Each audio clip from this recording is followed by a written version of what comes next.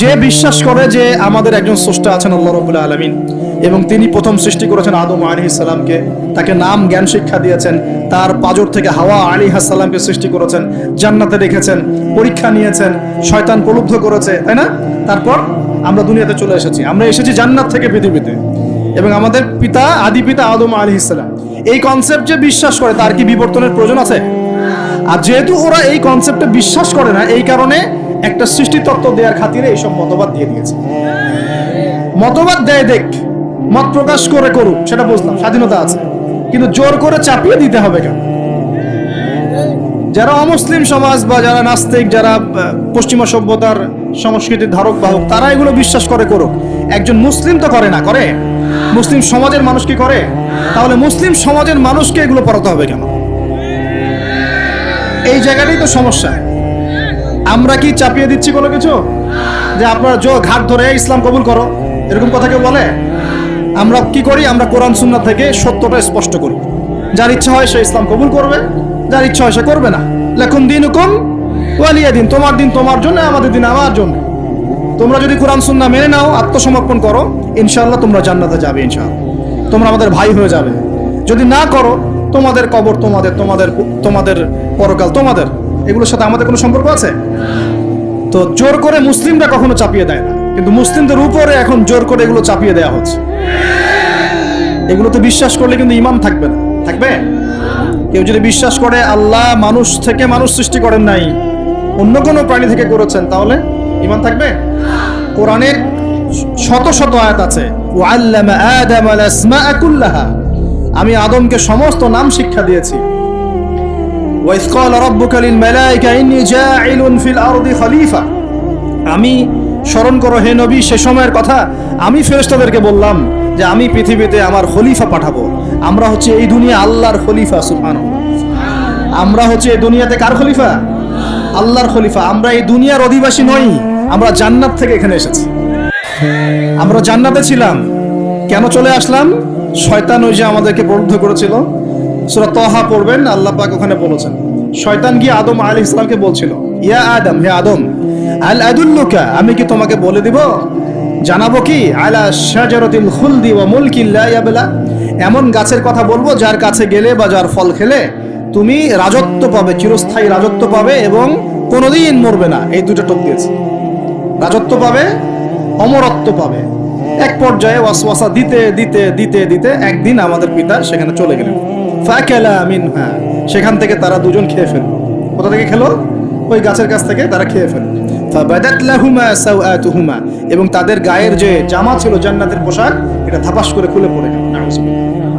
জান্নাতে সবার সামনে আমাদের পিতামাতাকে কে নগ্ন করে দিল? শয়তান। তাহলে এখন দুনিয়ায় যারা আমাদেরকে নগ্ন করতে চায়, এরা কার অনুসারী বলেন? বুঝতে পারছেন না? একই মিশন না? একই মিশন। আচ্ছা, এরপর আল্লাহ পাক বললেন তোমরা আর এখানে থাকতে পারবে না। আলাম আকুল লাকুমা ইন্না শাইতানা লাকুমা আদুউম মুবিন, আমি কি তোমাদের দুজনকে বলি নাই, আদম হাওয়া, যে শয়তান হচ্ছে তোমাদের প্রকাশ্য শত্রু? তখন তারা বললেন রব্বানা যালামনা আনফুসানা, বলেন রব্বানা যালামনা আনফুসানা ওয়া ইল্লাম তাগফির লানা ওয়া তারহামনা লানাকুনান্না মিনাল খাসিরিন। এই দোয়া করলেন, আল্লাহ মাফ করে দিলেন, আলহামদুলিল্লাহ। কিন্তু দুনিয়া আর জান্নাতে থাকা হলো না। কুল নাহবিতু মিনহা জামিআ, আল্লাহ বলছেন আমি বললাম তোমরা সবাই নেমে যাও। কোথায় নেমে যাও? পৃথিবীতে নেমে যাও। তার মানে পৃথিবী আগে ছিল না পরে সৃষ্টি করা হয়েছে? পৃথিবী আগেই ছিল। পৃথিবী কি আগে থেকেই ছিল? কুল নাহবিতু মিনহা জামিআ ফাইম্মা ইয়াতিয়ান্নাকুম মিন্নি হুদান, তোমরা নেমে যাও পৃথিবীতে একসাথে, আর তোমাদের কাছে আমার পক্ষ থেকে প্রত্যেক যুগে যুগে হেদায়েত আসবে। কি আসবে? এই যে তাওরাত হেদায়েত ছিল না? তাওরাত, জাবুর, ইনজিল সব হেদায়েত ছিল। ঠিক ওই সিলসিলাতেই এসেছে কি? আল কোরআন। ফামান তাবিআ হুদায়া, যারা আমার হেদায়েত মেনে নিবে, ফালা খাউফুন আলাইহিম ওয়ালা হুম ইয়াহজানুন, তাদের কোনো ভয় নাই, কোনো দুশ্চিন্তা নাই। যে জান্নাত থেকে এসেছো ওখানে ফিরে যাবে ইনশাআল্লাহ তাআলা। আমরা এসেছি পৃথিবীতে জান্নাত থেকে, এখানে পরীক্ষা দিচ্ছি, উদ্দেশ্য আবার সেই জান্নাতেই ফিরে যাওয়া। আমরা এখানে থাকতে আসি নাই তো, থাকতে আসছি। আমরা এখানে আসছি জান্নাত থেকে, ফিরে যাব কোথায়? ইনশাআল্লাহ জান্নাতে, ইনশাআল্লাহ জান্নাতে। আর জান্নাতীদের 120 কাতার হবে। কত কাতার? 120 কাতার। তার মধ্যে 80 কাতার হবে উম্মতে মুহাম্মাদি, বলেন সুবহানাল্লাহ। আর এই উম্মতে মুহাম্মাদির মধ্যে আরো 70,000 স্পেশাল মানুষ আছে। কত হাজার? যারা বিনা হিসেবে বিনা আযাবে ডাইরেক্ট জান্নাতে যাবে ইনশাআল্লাহ। তবে অন্য একটা হাদিসে আসছে যে প্রত্যেক হাজারের সাথে আরো 70,000। তবে শর্ত কঠিন। কিরকম শর্ত? সাহাবীরা বসে ডিসকাস করছেন কে হতে পারে তারা। কেউ বলছেন তারা হয়তো প্রথম দিকের মুসলিমরা হবেন, কেউ বলছেন তারা হয়তো মুজাহিদরা হবেন, কেউ বলছেন তারা বদর যুদ্ধের সাহাবীরা হবে ইত্যাদি। তখন নবী সাল্লাল্লাহু আলাইহি ওয়াসাল্লাম আবার চলে আসলেন, ব্যাক করে বলছেন তোমরা কি এই বিষয়ে কি বিষয়ে কথা বলছিলে? তখন সাহাবীরা বললেন আমরা তো ডিসকাস করছিলাম যে কারা হতে পারে সেই 70,000। নবীজি বললেন শোনো, ওই 70,000 মানুষ, এক নাম্বার, ওই 70,000 মানুষ পাখি উড়িয়ে ভাগ্য গণনা করে না। প্রথম কাজটা কি? মানে তারা ইসলাম এত কঠিন ভাবে পালন করে যে পাখি উড়িয়ে ভাগ্য গণনা বা হাত দেখা, রাশিফল, এরকম শিরিকের ধার কাছেও নাই। তারা শিরিকের ধার কাছেও নাই। দুই নাম্বার, তারা আগুনের শেখা বা উল্কি দিয়ে, এই ট্যাটু আছে না, ট্যাটু উল্কি আঁকে আগুন দিয়ে, এই ধরনের ট্যাটু উল্কি তারা আগে না শরীরের মধ্যে। এইসব কুলক্ষণে সুলক্ষণে তারা বিশ্বাস করে না। তিন নাম্বার, তারা অবৈধ ঝাড়ফুঁক করে না। অবৈধ ঝাড়ফুঁক করে না, বৈধ ঝাড়ফুঁক করা যাবে। সূরা ফাতিহা পড়ে ঝাড়ফুঁক করা যাবে, সূরা ফালাক নাস ইখলাস পড়ে পড়া যাবে, আয়াতুল কুরসি পড়ে পড়া যাবে, কোরআন হাদিস দিয়ে ঝাড়ফুঁক করা যাবে। কিন্তু অবৈধ কিছু ঝাড়ফুঁক আছে না, তান্ত্রিক কবিরাজদের কাছে মানুষ করে, এগুলো করা যাবে না। আর 4 নাম্বার হচ্ছে তারা সর্বাবস্থায় এক আল্লাহর উপরে তাওয়াক্কুল করে, ভরসা করে, আল্লাহর প্রতি তাওয়াক্কুল করে। এরা হচ্ছে সেই 70,000 মানুষের মতো থাকবে ইনশাআল্লাহ। এক সাহাবী দাঁড়িয়ে বললেন, ওয়াকাশা দাঁড়িয়ে বলছেন যে ইয়া রাসূলুল্লাহ, আমার জন্য দোয়া করেন, আমি যেন সেই 70,000-এর মধ্যে থাকতে পারি। নবীজি বললেন হ্যাঁ, তুমি 70,000-এর মধ্যে একজন যাও।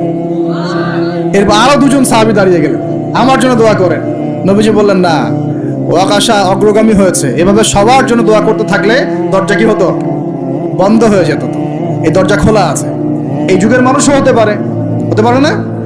যে ব্যক্তি শিরক করে না, আল্লাহ ভরসা করে, কোন রকম কুলক্ষণে বিশ্বাস করে না, ইসলাম পরিপূর্ণরূপে পালন করে, ইনশাআল্লাহ তাআলা আল্লাহ চাইলে তাদেরকে আল্লাহ পাক 70,000-এর মধ্যে আশ্রয় দিবেন, অংশ দিবেন ইনশাআল্লাহ। তো আমরা বলছিলাম যে আমরা কোত্থেকে আসছি ভাই? জান্নাত থেকে। কোথায় যাব? ইনশাআল্লাহ। এর মাঝখানে শয়তানের পথ রয়েছে কিছু, শয়তানের ফিতনা। কি ফিতনা? শয়তান চায়, শয়তান কিন্তু ওয়াদা করে আসছে, চ্যালেঞ্জ করে আসছে আল্লাহর কাছে। কি করছে? চ্যালেঞ্জ। শয়তান কি চ্যালেঞ্জ করছে জানেন? শয়তান চ্যালেঞ্জ করছে যে রব্বি, শয়তান বলছে রব্বি মানে হে আমার রব। শয়তান কিন্তু আস্তিক, শয়তান কিন্তু আল্লাহকে বিশ্বাস করে। সে বলছে রব্বি, হে আমার রব, আনজিরনি, আমাকে অবকাশ দিন, ইলা ইয়াউমি ইউবআসুন, কিয়ামত দিবস পর্যন্ত অবকাশ দিন। আল্লাহ বলছেন ফাইন্নাকা মিনাল মুনজারিন, যাও, তোমাকে অবকাশ দেওয়া হলো। কিয়ামত পর্যন্ত সময় আল্লাহর কাছে এমন বড় কিছু নয়, খুব সামান্য। এবার সে বলছে রব্বি ফাবিমা আগওয়াইতানি, হে আল্লাহ, যে আদমের জন্য আজকে আমাকে জান্নাত থেকে বের করে দেয়া হলো সিজদা না করার কারণে, লা আকুদান্না লাহু সিরাতাকাল মুস্তাকিম, ওই আদমকে জাহান্নামে নেয়ার জন্য আমি সরল পথে ওৎ পেতে বসে থাকবো। বসে থাকে না শয়তান? সুম্মা লাআতিয়ান্না মিন বাইনি আইদিহিম, খুব ভালো করে জায়গাটা বোঝেন প্রিয় ভাইরা। শয়তান চ্যালেঞ্জ করে বলছে সুম্মা, এর পরে আমি আসব আদম সন্তানের সামন থেকে। কোত্থেকে? এই সামন থেকে মানে অর্থ হচ্ছে দুনিয়া, মানে আপনাকে দুনিয়ার সমস্ত ফিতনা এসে প্রলুব্ধ করে রাখবে। কারণ দুনিয়া চোখের সামনে দেখা যায় না, দেখা যায় দুনিয়ার অভাবের ধোঁকা দিবে, বেকারত্বের ধোঁকা দিবে, হতাশা, এইটা সেইটা, স্বামী স্ত্রীর ফিতনা, পরিবারের ফিতনা, সামাজিক ফিতনা, আপনাকে দুনিয়ার এই ফিতনা এসে ব্যস্ত রাখে না? এটা হচ্ছে সামন থেকে আসা। ওয়ামিন খালফিহিম, পিছন থেকে আসবে। পিছন থেকে মানে আপনাকে পরকাল সম্পর্কে হতাশ করে দিবে।